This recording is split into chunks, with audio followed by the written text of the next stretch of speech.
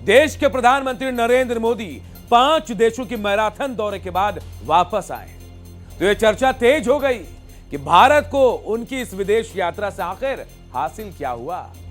खासकर विपक्ष इसे लेकर सवाल उठा रहा था तो मोदी कैबिनेट के मंत्रियों ने भी जवाब में जता दिया कि मोदी की इस विदेश यात्रा में भारत के लिए इस गाढ़े वक्त में कितनी गेम चेंजर डील हुई है।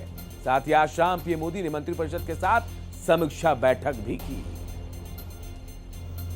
प्रधानमंत्री नरेंद्र मोदी संयुक्त अरब अमीरात और यूरोप के 4 देशों के मैराथन दौरे के बाद लौटे हैं। 15 मई को पीएम ने यूएई का दौरा किया, फिर नीदरलैंड्स, स्वीडन और नॉर्वे के बाद अंत में इटली का दौरा किया। हालांकि उनके आने से पहले ही उनकी विदेश यात्रा पर विपक्ष लगातार सवाल उठा रहा था। अब केंद्रीय मंत्री पीयूष गोयल ने विपक्ष के उन सवालों का जवाब दिया है। उन्होंने बताया कि किस तरह पीएम मोदी की इन विदेश यात्राओं में भारत के लिए करीब 3.5 लाख करोड़ का निवेश पाइपलाइन हुआ और 57 ऐतिहासिक समझौते हुए। इसे क्रमवार तरीके से देखें तो आर्थिक निवेश के तौर पर 50 से ज्यादा दिग्गज वैश्विक कंपनियों के सीईओ के साथ बैठक हुई। हेवी इन्वेस्टमेंट और विस्तार के प्रोजेक्ट पर समझौते हुए। सिर्फ यूएई की तरफ से ही 41,000 करोड़ के निवेश का ऐलान हुआ।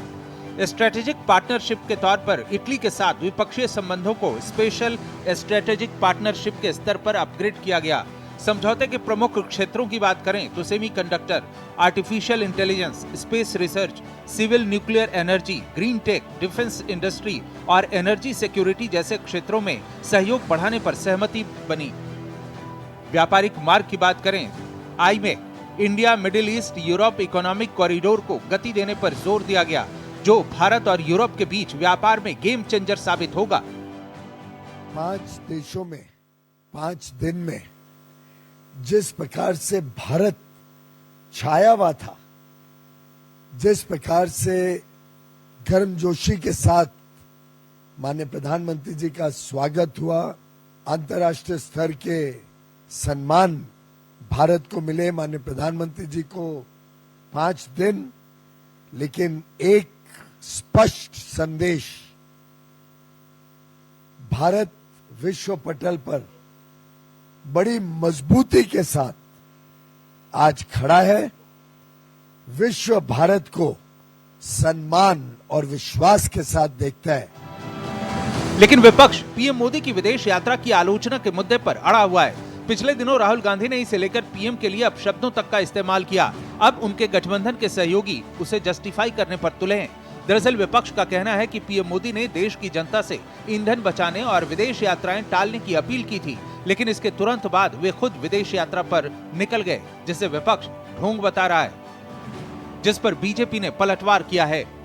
राहुल गांधी लोकसभा में नेता प्रतिपक्ष है, लीडर ऑफ अपोजिशन है, सोच समझकर बात करते हैं। इस प्रकार की भाषा इस्तेमाल करने की नौबत सिर्फ राहुल गांधी नहीं, देश के और भी नेताओं पर आ रही है। उसका ऊपर बीजेपी और आरएसएस ने चिंतन करना चाहिए कि ये इस प्रकार की भाषा का इस्तेमाल लोग क्यों कर। राहुल जी, जब आपकी यूपीए की सरकार थी तब इटली से भारत को मिला क्या था?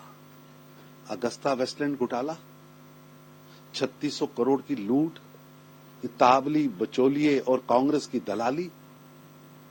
आज नरेंद्र मोदी जी के नेतृत्व में उसी इटली के साथ भारत ने स्पेशल स्ट्रेटेजिक पार्टनरशिप की घोषणा की है। कांग्रेस इटली से स्कैम लेकर आई थी, भ्रष्टाचार लेकर आई। यह दुनिया का हर बड़ा देश या हर महाद्वीप भारत की तरफ झुका है।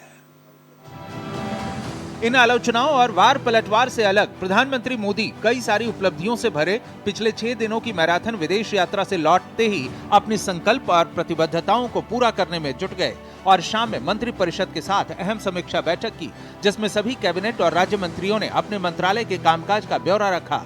मोदी सरकार के तीसरे कार्यकाल की दूसरी वर्षगांठ करीब आ रही है, जिसे मोदी सरकार के 12 वर्षों के कामकाज के ब्यौरे के तौर पर भी देखा जा रहा है। Bureau report, Bharat express.